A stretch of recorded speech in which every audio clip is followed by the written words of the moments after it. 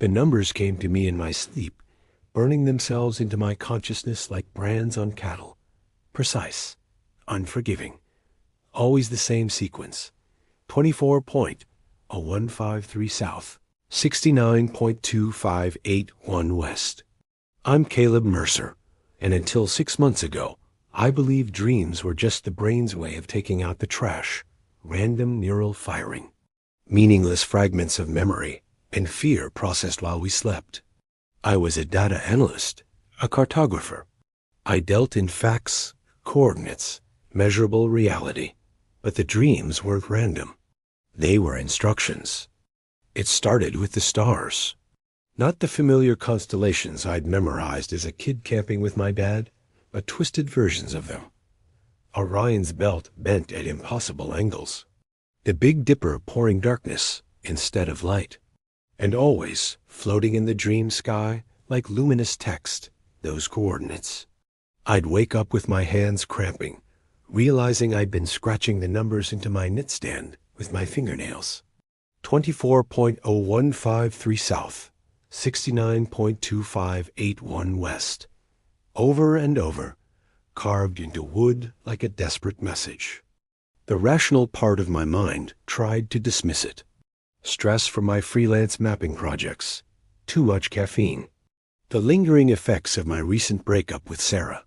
But the dreams came every night for 2 weeks, each one more vivid than the last. I started taking notes, sketching the distorted star patterns, recording every detail I could remember. The dreams always ended the same way, standing in an endless desert, holding a compass that spun wildly, its needle pointing not north, but down, into the earth itself. During the day, I'd check the coordinates obsessively. They pointed to a remote section of the Atacama Desert in Chile. Nothing on satellite imagery. No roads, no settlements, no reason for anyone to be there. Just endless sand and rock in one of the most barren places on Earth. But the coordinates were precise to the 4th decimal place. That wasn't random. That was intentional. I tried to ignore them, deleted the files, threw away my dream journal. But the numbers had carved themselves into my brain deeper than any digital storage. I'd catch myself drawing them in the margins of client reports, tracing them in the steam on my shower door. The breaking point came on a Thursday morning. I woke up to find my laptop open, displaying a flight booking confirmation to Santiago, Chile. Departure in 3 days. I had no memory of making the reservation, but there it was, paid for with my credit card. I called the airline to cancel. The representative was confused. According to their system, I'd called 6 times in the past week, each time modifying, but never canceling the booking. My voice on the recordings, she said, though I remembered none of it. That night, I didn't sleep. I sat in my kitchen with every light on, drinking coffee and staring at the booking confirmation. The rational explanation was obvious. I was having some kind of breakdown, stress-induced fugue states, maybe early onset dementia. I should see a doctor, not fly to South America. But when I finally dozed off at my kitchen table, the dream came anyway. This time, I wasn't alone in the desert. A figure stood in the distance, wavering in heat mirages. As I walked toward it, I realized it was me. Another version of myself older, weathered by sun and wind. He pointed at the ground between us, and I saw it. A geometric shape barely visible beneath the sand, pulsing with a faint light it hurt to look at directly. I woke up with tears on my cheeks. Not from sadness, but from a longing so intense it felt like physical pain. I needed to find that place. The need was beyond rational thought, beyond self-preservation. It was cellular, primal. I took the flight. Santiago was a blur of connections and rental car paperwork. I bought supplies without really thinking. Water, camping gear, a GPS unit.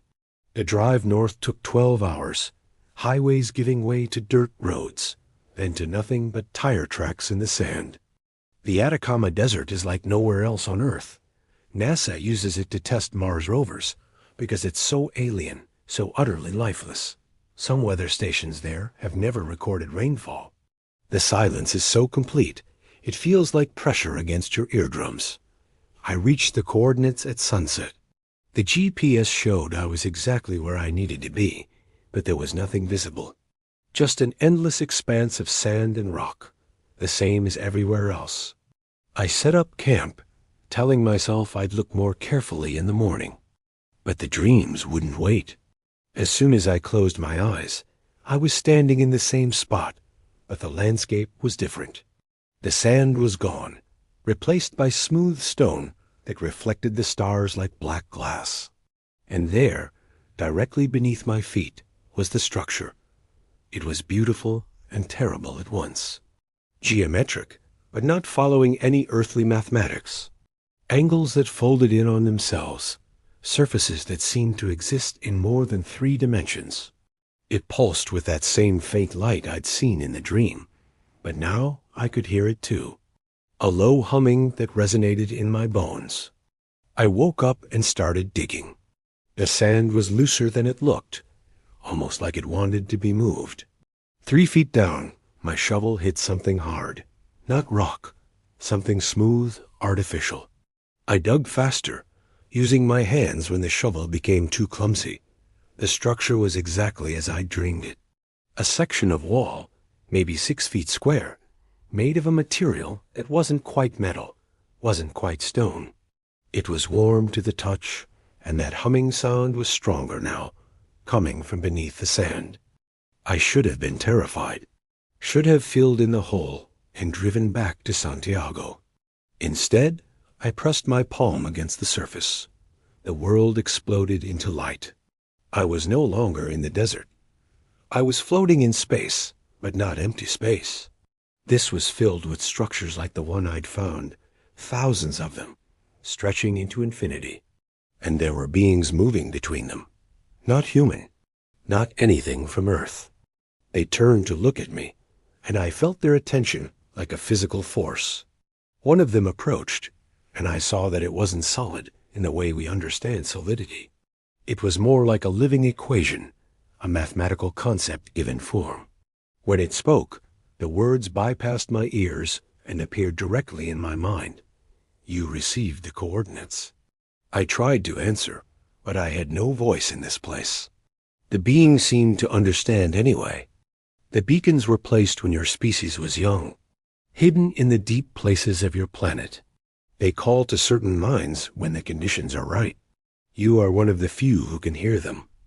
Images flooded my consciousness. The structures weren't just in the desert.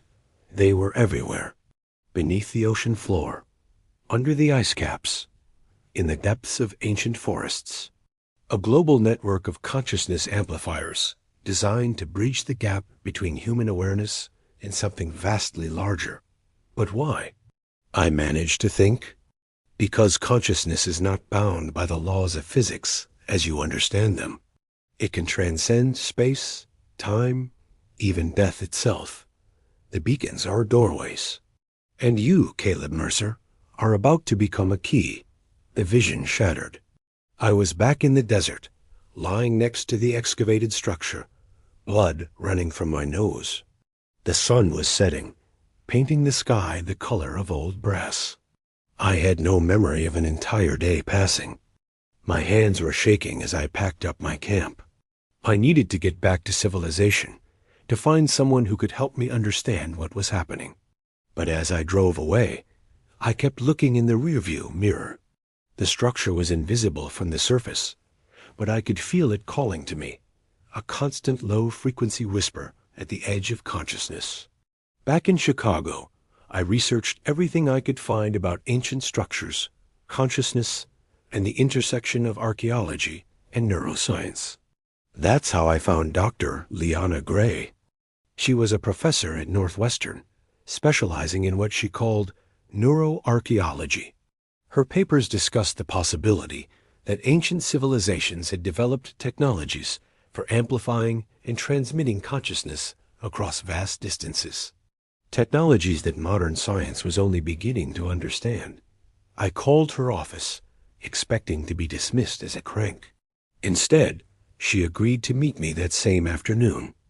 Dr. Gray was younger than I'd expected, maybe mid-30s, with the kind of intense focus that suggested she'd encountered stranger things than my story. She listened without interruption as I described the dreams, the coordinates, the structure. "Show me your sketches," she said when I finished. I handed her my dream journal. She studied the star patterns, the geometric shapes, the compass drawings. Her expression grew more serious with each page. "These symbols," she said, pointing to markings I'd seen carved into the structure, "they match petroglyphs found in 12 different locations around the world. All ancient, all in places that indigenous cultures considered sacred or forbidden." She opened her laptop and showed me photographs. Cave paintings from Australia, stone carvings from Peru, symbols etched into rocks in the American Southwest, all identical to what I'd seen in my dreams. The indigenous peoples called them dream paths, Dr. Gray explained. They believed certain locations could bridge the gap between waking consciousness and what they called the larger dreaming. Western science has dismissed these as mythology, but your experience suggests otherwise. She leaned forward, her eyes bright with something that might have been excitement or fear. "Caleb, I think you found evidence of a consciousness network that's been dormant for thousands of years. And somehow it's waking up." The dreams changed after that meeting. Now, instead of just showing me the coordinates, they were showing me the network. I could see the structures spread across the globe, each one connected to the others by threads of light that pulsed with information. But something was wrong. The network wasn't just waking up. It was incomplete, missing pieces. And the beings I'd seen in that first vision were waiting for something, waiting for someone to complete the circuit. I started having blackouts during the day. I'd be at my desk working on a mapping project, and suddenly I'd be standing in my kitchen with no memory of how I got there. Once I came to in my car, parked outside O'Hare International Airport, holding a ticket to Santiago with a departure time that had passed 6 hours earlier. Dr. Gray wanted to study me, to run tests and monitor my brain activity. But I could feel the pull of the coordinates growing stronger.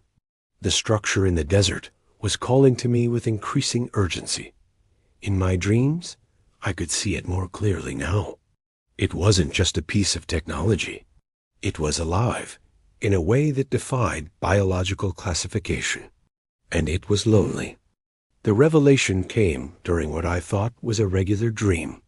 I was standing in the desert again, but this time I could see the entire network. Thousands of structures, all connected, all pulsing with the same rhythm, except one. The one in Antarctica, buried beneath miles of ice. Its light was dim, fading. The being appeared beside me, its mathematical form more solid than before. "The network is dying," it said. "The final node has been dormant too long. It needs a conscious mind to reactivate it." I understood then what it was asking, what it had been asking all along. The coordinates weren't just locations.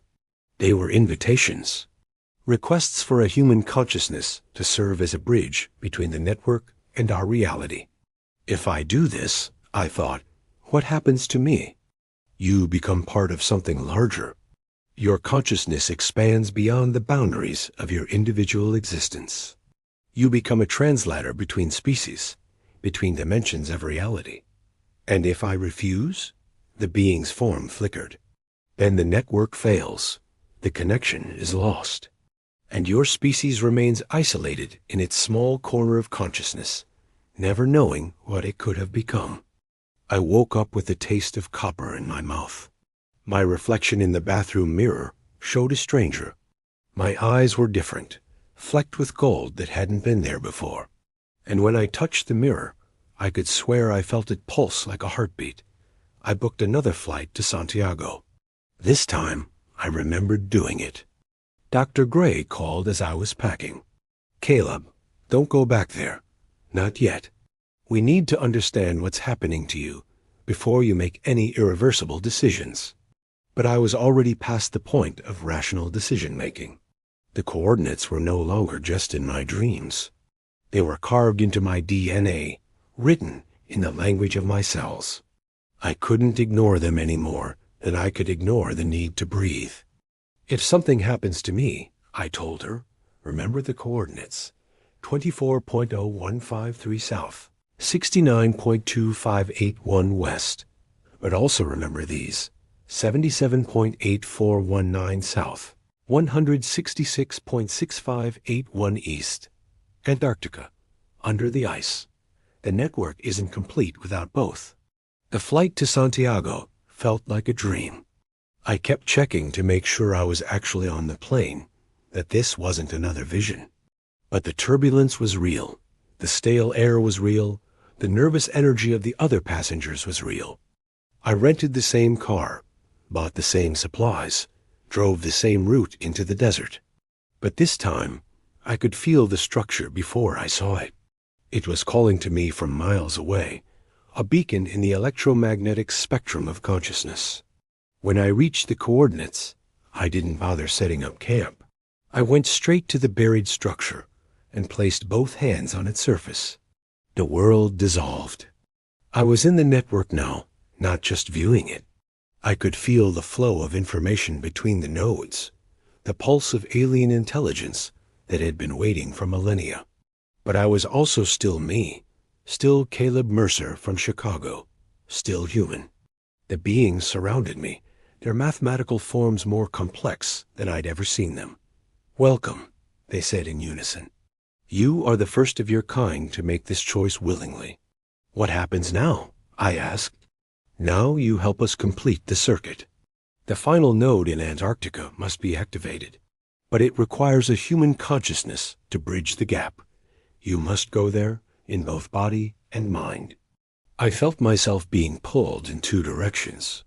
Part of me remained in the desert, connected to the structure. But another part of me was already traveling, consciousness moving faster than light across the planet to the coordinates in Antarctica. I was beneath the ice, in a chamber that had been carved from the bedrock itself. The structure here was identical to the one in the desert, but its light was almost gone. As I touched it, I felt the network complete itself. The circle of consciousness finally closed. The sensation was indescribable. I was no longer just human. I was part of something vast and ancient, a network that spanned not just the Earth, but reached out to touch other worlds, other forms of consciousness scattered across the galaxy. But I was also dying. My human body, still in the desert, was failing. The translation between human consciousness and the network was burning out my neural pathways. I had minutes, maybe less. I used those minutes to send a message. Dr. Gray received the encrypted email a week later. By then, search teams had found my abandoned car in the desert. They'd found the excavated structure too, but when they tried to examine it, it was just ordinary rock. No pulsing light, no alien mathematics, just stone. But I knew she'd understand. The coordinates I'd sent her weren't just locations. They were invitations. The network was still there, still waiting. And now that the circuit was complete, it could call to others. The satellite imaging she ordered showed exactly what I'd promised. A geometric structure beneath the Antarctic ice at the precise coordinates I'd provided. The same size, the same configuration as the one in the desert. The same impossible mathematics made manifest in our reality. She's probably reading this now, feeling the same pull I felt, the same irresistible curiosity. The coordinates are already in her mind, burning themselves into her consciousness.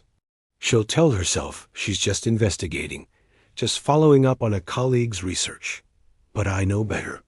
I can see her from here, from my place in the network. She's already part of it, whether she knows it or not.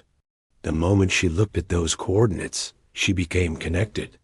The network is growing, one mind at a time, one dreamer at a time. And soon, very soon, humanity will take its place in the larger consciousness that spans the stars. The dreams are calling. Can you hear them? The coordinates are waiting. All you have to do is sleep.